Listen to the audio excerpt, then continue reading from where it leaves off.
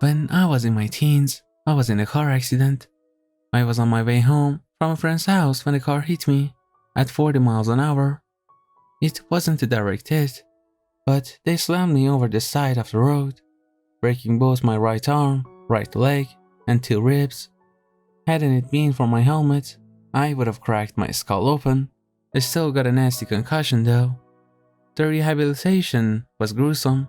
I ended up in a deep depression, effectively losing an entire year while my friends went off to high school. I was hopped up on pain meds and had 3 sessions of physiotherapy per week. I ended up with a chemical imbalance. Everyone thought it was just me being a bit down about the whole recovery, but it was far deeper than that. I was falling behind all my friends, and I was feeling left out. It's left some permanent scars. Anyone who has suffered from depression knows that you don't get just one symptom. It is all kinds of things, and it varies. One day, you can barely get out of bed. Another day, you just can't stop crying. You get panic attacks just from getting in the shower. You're just so much more vulnerable, you know? But for me, the worst part was the nightmares. I just couldn't relax, and I'd get these vivid, monstrous nightmares every single night, over and over. They were horrid and gruesome, being buried alive, having to eat my own body to survive, being at a party, having my eyes falling out of my skull. I had to crawl along the floor, hoping no one stepped on them. These kind of nightmares came to me every day. I grew so accustomed to them that I just stayed up as long as I could at night, instead falling asleep in the middle of the day. My parents thought I developed narcolepsy. As I recovered, most symptoms eventually went away. As my body healed and I started getting back into a routine, I improved rapidly. I could play basketball again. I got my social life back, and I started enjoying music like I used to.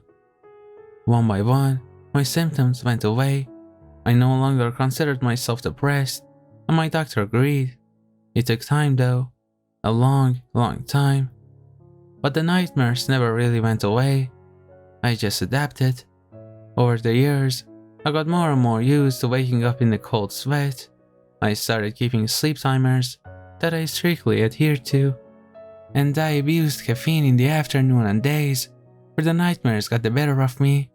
Over time, I started forgetting what I'd even dreamed. I'd still wake up sweaty or with a high-end pulse, but it would rarely go so far as to wake me up. I'd just get up in the morning with that feeling of unease, but just like any other wound or disability, you never really get used to it, but you adapt. But high school made way for the real world. Eventually, I made my way through a few community college classes and landed an apprenticeship as a plumber. I'd also help out as a bartender on odd weekends. I wasn't living the high life, but I was making do and saving a little bit every now and then. But I love a small town living.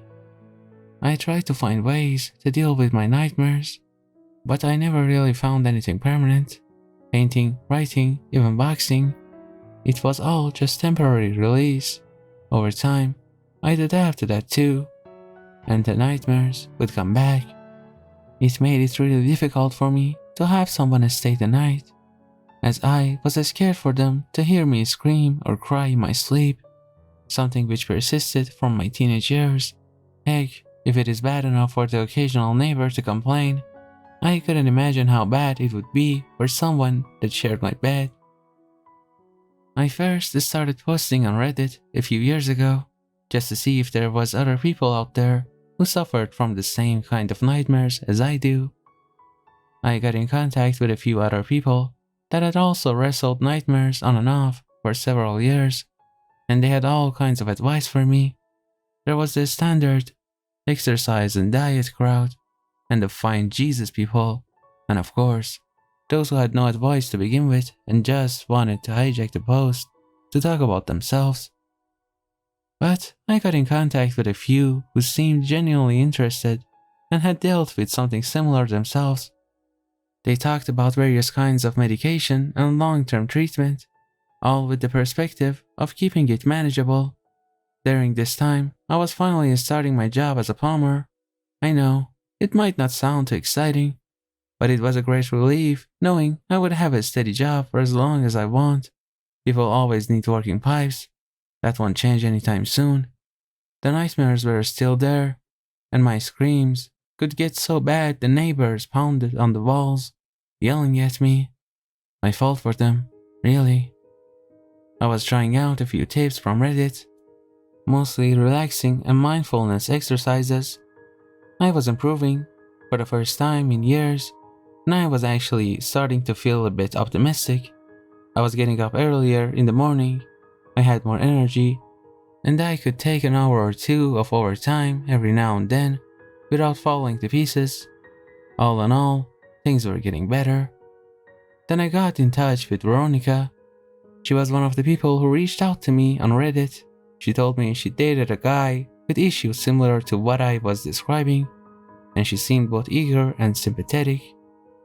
I had so many hang-ups about dating someone that it felt nice to just talk openly to someone about it. She talked about waking up to his screams and desperately trying to help.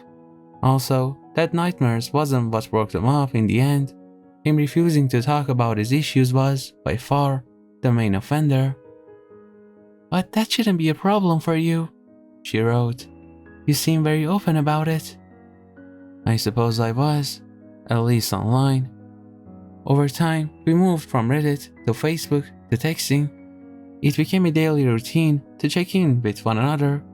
She was trying to help me understand and normalize my condition, and I was helping her get over a bad breakup. She just seemed like a genuine and caring person. After a few weeks of texting back and forth, we got a bit more open with one another. We realized we just lived about 30-minute drives apart, and we were both curious about meeting up. We decided on a casual, non-date meetup, just to have a coffee and try out the chemistry. Of course, it wasn't that simple. Veronica was as kind as she was beautiful, and had a smile as warm as her hair was long. Just seeing her across the cafe made me fall in love with her. Then again, maybe I'd been in love all along. That might just have been the first time I admitted it. The coffee turned into a long walk, a dinner, and a couple of glasses of wine. 13 hours later, I was standing outside her door, trying to pry myself away from her company. We just sit there, talking late into the night. I could have stayed there until sunrise, but we decided we'd meet again the next day. So we did. One thing led to another, and we started meeting every weekend. It wasn't long until the talking took a backseat to kissing and more. She was so warm and gentle, every movement deliberate and sensual. Sometimes I'd stay over at her place. Sometimes she'd stay over with me. Within a month, I had a spare toothbrush for her in my bathroom. We were more often than not at my place. Hers was a bit impersonal. But it wasn't all roses and sunshine. My nightmares started coming back with vengeance. At first, I thought it was because I was excited or exhausted. I tried to explain it away, but it always came back to Veronica. The more time I spent with her, the worse I slept. Still, she was so understanding. She comforted me in the morning. She sat with me when I woke up at night. She was nothing but supportive. But it was getting unbearable. Veronica tried to make me relax. She figured I just had to adjust to not sleeping alone, and argued that it would all go away in time. If anything, we just needed to spend more time together. To her, the solution seemed obvious. I wasn't convinced though. My nightmares were worse than ever, and they weren't going away. Before, I'd forgot them come morning, but not anymore. Instead, it felt like my mind was marinating in the constant, relentless unease. I dream about my hair turning into centipedes, biting me as I laid down. I dream about my brain melting out of my ears as I desperately tried to hold it in with my hands. I dream about dying in a fire, about drowning, 100 horrors, any one every night. And in the morning, I'd still feel something. My lungs might hurt from trying to breathe in a vacuum. My skin might feel warm from the fire. The sensation would go away after a while, but the feeling would stick with me all throughout the day. And right there, next to me, was Veronica to cheer me up. She was always so cheerful in the morning. By now, the most people I talked to online had gone away. I still had contact with this one guy in France though, Anthony. He had almost the same problem as I did, but he'd finally found a treatment that worked for him. It was a pretty specific type of medication, but I decided to talk to my doctor about it.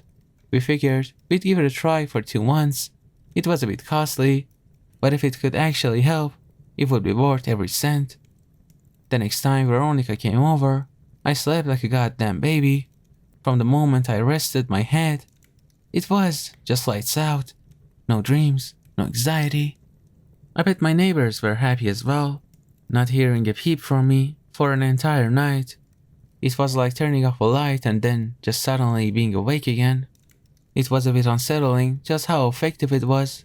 I couldn't help but laugh. It was so unexpected. Veronica was happy for me for a little while, but over the next few days, she seemed bothered. She'd ask me why I was treating her differently and why I was acting strange. I told her about my new medication, and she didn't seem impressed. "I don't like what it does to you," she said. "Not one bit." There was a strange intensity to her, like her eyes had grown darker. I couldn't just stop taking my new medication. I was sleeping well for the first time in years, and I wasn't about to just quit. I had no idea what she was referring to. I was, if anything, more positive and energetic than I'd ever been. I was feeling attacked, seemingly out of nowhere, and I was having a hard time understanding it. For a few nights, I tried to stop taking the pills, but the nightmares just came back worse than ever. I'd dream about being strangled, waking up 3 or 4 times a night. Again, I'd wake the neighbors. I'd wake from my nightmare, hearing them bang on the walls. Sometimes, I wouldn't wake. Instead, I'd dream about being impaled and slowly bleeding to death. All of a sudden, Veronica was back to her usual and caring self. If anything, it was getting a bit eerie. The worse I slept, the happier she'd be.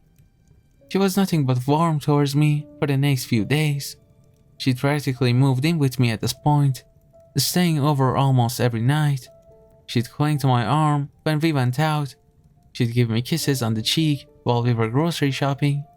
She'd stroke my hair when we watched Netflix, and she'd be nothing but smiles all day long. But I was exhausted. I was falling asleep at work. I couldn't keep this up. I had to start taking the pills again. It was a Friday night. After a desperately long week, we made some hot dogs, I took a shower, and turned in for the night. It was barely 9 p.m. when I finished brushing my teeth. I was standing with the sleeping pill in my hand when I saw Veronica behind me in the bathroom mirror. She was leaning in, her face as stiff as ice. I just stood there, holding the pill, meeting her eyes in the mirror. For a brief moment, I could have sworn they reflected the bathroom light. "Are you gonna start taking those pills again?" she said as casually as if asking how my day had been. "I gotta sleep," I sighed. "I can't do this." "You sure about that?" "Yeah." "No, I mean, are you really sure?" I was having second thoughts. There was an ultimatum dancing in her eyes, and I was too tired for drama. I swallowed the pill dry, and as I turned around to face her, she was already heading out the door. I tried calling and texting her, but there was no response. Instead, I just turned in for the night. I was having trouble keeping my eyes open. That night, I had one of my worst nightmares yet. The pill did nothing. I dreamt I was in this eternal black ocean. My clothes were heavy, weighing me down. I could barely breathe, the waves slapping me left and right. Every other breath I dipped beneath the surface. The water was so dark, I couldn't see my own hands. I'd sometimes feel something big brush up against me. At times, something would tug at my legs or arms. something sharp would poke at me. My flailing hands would poke against the slippery surfaces passing by. I'd feel my body get pushed back and forth as masses of water moved. I could feel big things swimming past me in the dark. I woke up over and over and over, but I couldn't move. My body was still asleep, and I would start losing track over what was real and what wasn't. As my head reached the black ocean surface, I could see someone else, someone swimming towards me, something with a skin white as chalk and cold black eyes. Moments later, I'd be in my bedroom. I'd feel myself gasping for air. My arms weren't responding to movement. I'd try moving, screaming, but nothing happened. And there, in the doorway, was Veronica. Every time I blinked, it felt like she looked different. She'd be the chalk white thing swimming towards me. She'd have the cold black eyes. She wasn't even swimming or walking. It was as if she was being pulled towards me.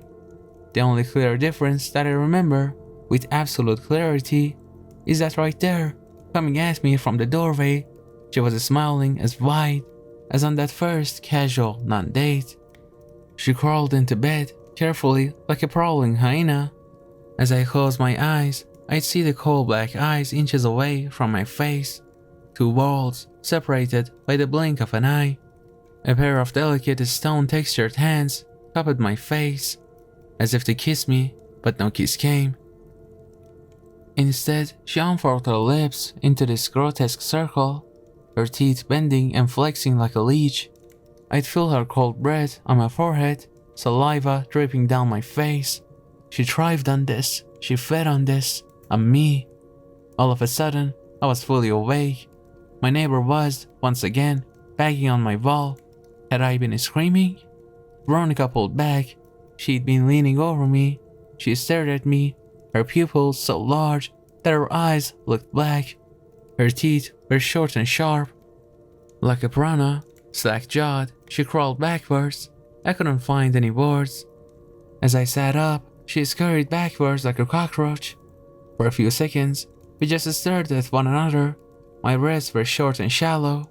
It felt like balancing on a knife's edge. She could attack or run. At the drop of a hat, she was a cornered animal. Something salty dropped into my eye, and as I wiped it off, she ran. She was scrambling to get out as fast as possible, not letting anything get in her way. She knocked over a chair on her way out of the kitchen, along with 2 plates and a glass. I could hear her slam the front door open, using the entire weight of her body to gain a couple of milliseconds. For a few minutes, I just sat there, trying to remember how to breathe.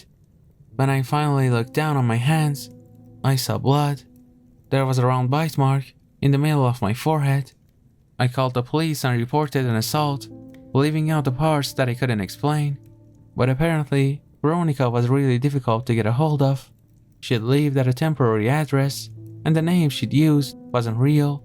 We didn't have any common friends and family, and the only trace of her left was a witness telling the police she'd rented a fully furnished apartment the same day we went on our first non-date. It was very possible she'd moved there just to get close to me. The only reason I had that final terrible dream, I later found out, was that she had replaced my sleeping pills with sugar pills.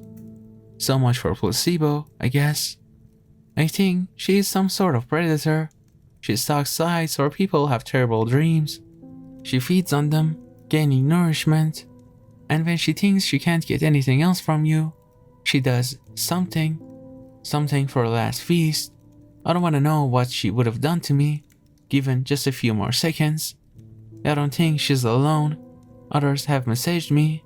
Every now and then, I still get random people who follow me, asking for updates.